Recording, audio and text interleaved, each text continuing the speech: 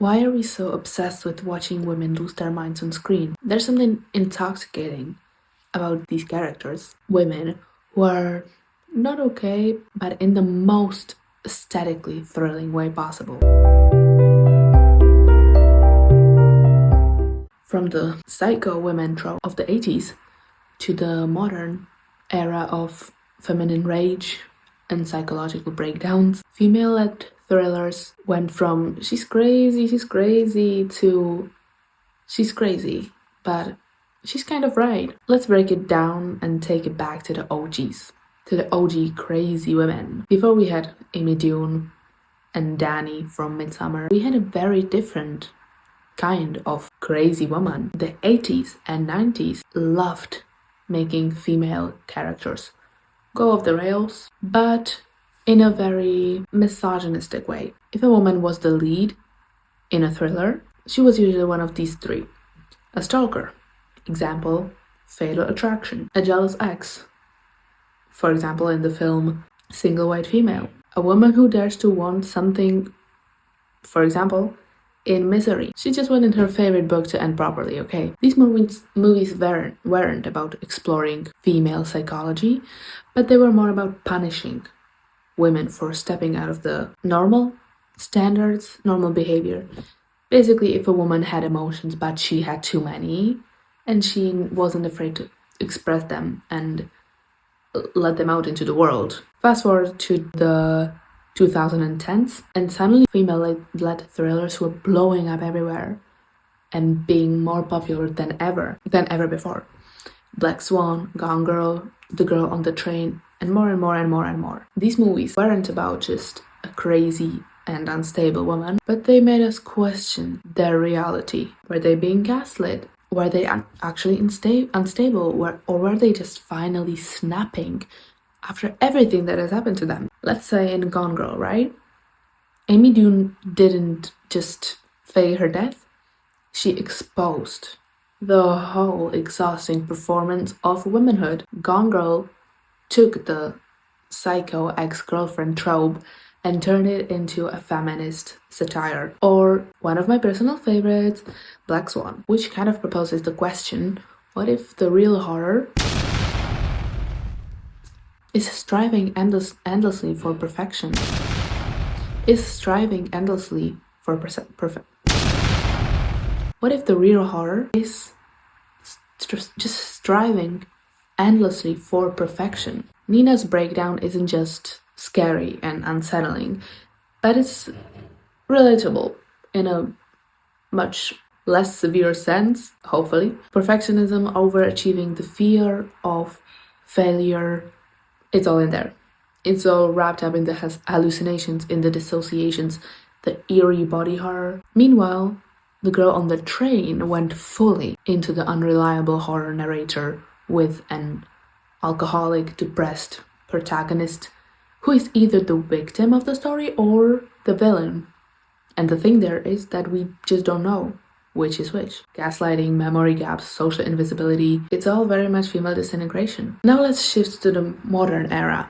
We're talking Pearl, Saltburn, Promising Young Woman. We're entering the morally complex female lead, and these women are still unhinged. Don't get me confused here, but we're kind of rooting for them now.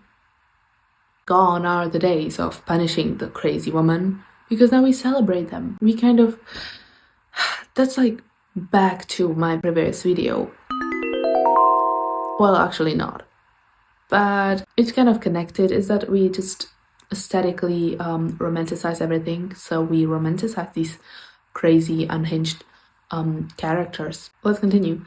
Look at Saltburn. Technically Oliver's story, but Rosamund Pike and Alison Oliver stole every single scene. They're unhinged, they're rich, and devastatingly savage, and we really love that. Then we have Pearl, which is many people's favorite, so I don't want to be like stepping over some boundaries here, which kind of asks, what if a female thriller was actually a tragedy? Pearl isn't just a villain, she's a dreamer, and it's a delusional, bad, heartbreaking story. We don't really fear her, but we pity her, if you get the point where I'm looking at it from. And then there's Promising Young Woman, which is a revenge thriller where feminine rage is front and center, which I'm not blaming it, but it refuses to give us the cathartic ending we crave. It's sort of an anti-revenge fantasy, which makes it all the more haunting. When we talk about those examples from younger to older, from oldest to younger, now let's look at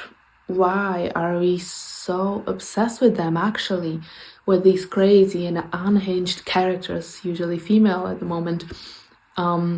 Why? What's the reason? Maybe, just maybe, they reflect something deeper in ourselves. Our anxieties, our rage, our exhaustion with perfection and perfectionism that we usually cannot let out in our real life. So seeing other people on the screen, giving it all out and expressing it everything on the screen in any way they need is a little healing in a way. These characters aren't crazy, they're women under pressure. When I read or see or hear someone say under pressure, I just have to think about Under Pressure by Queen and Bowie, whatever. There is something deeply psychological about the way that these films portray these women under pressure, but it's not about just going crazy. It's about the slow erosion of the self, the weight of societal expectations, and the suffocating need to perform, whether it is in a community, in society, or in a household, or wherever else. Perfectionism, repression, hyper-awareness, these are all traits that women are taught to embody.